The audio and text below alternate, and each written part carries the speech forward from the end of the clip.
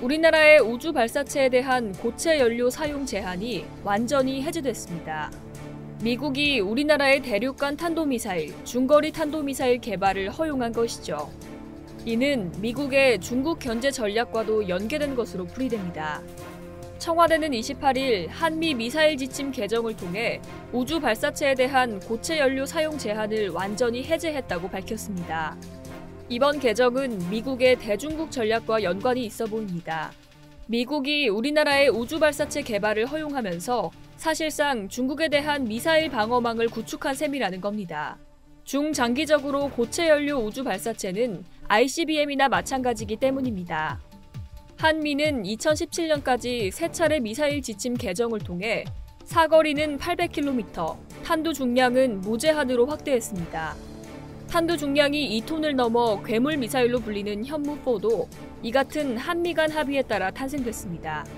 현무4 역시 고체 연료를 사용하는 것으로 알려졌습니다. 한국이 고체 연료를 바탕으로 미사일을 완성하면 사거리상 중국 일부가 들어갈 수 있습니다. 미국이 한국을 이용해 중국을 간접적으로 견제하고 있는 게 아니냐는 이야기가 나오고 있는 배경입니다.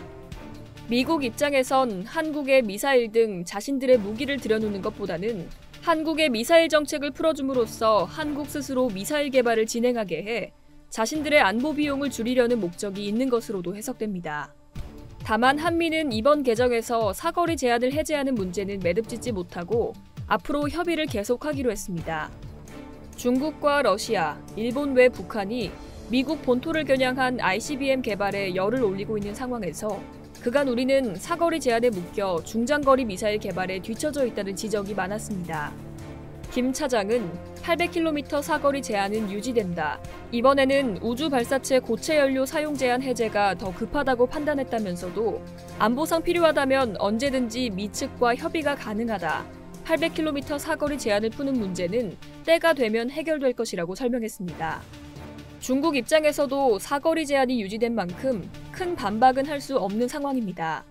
800km는 서울과 베이징 거리에 미치지 못하는 거리인데요. 서울과 베이징은 직선거리 950km입니다. 800km는 북한 전역은 모두 커버할 수 있습니다. 이런 가운데 미국의 마이크 폼페이오 국무장관과 마크 에스퍼 국방장관, 호주의 머리스 페인 외무장관과 린다 레이놀즈 국방장관은 28일 2+2 회의를 마친 뒤 공동 성명을 통해 한국을 언급하며 미중 갈등 중 한국의 선택을 강요하는 모습을 보였습니다. 특히 폼페이오 장관은 회의를 마친 뒤 공동 기자회견에서도 다시 한번 한국을 언급했습니다.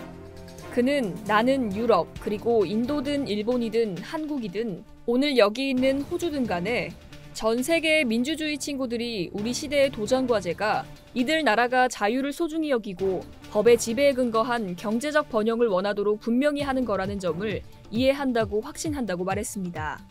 이상 여의도TV였습니다.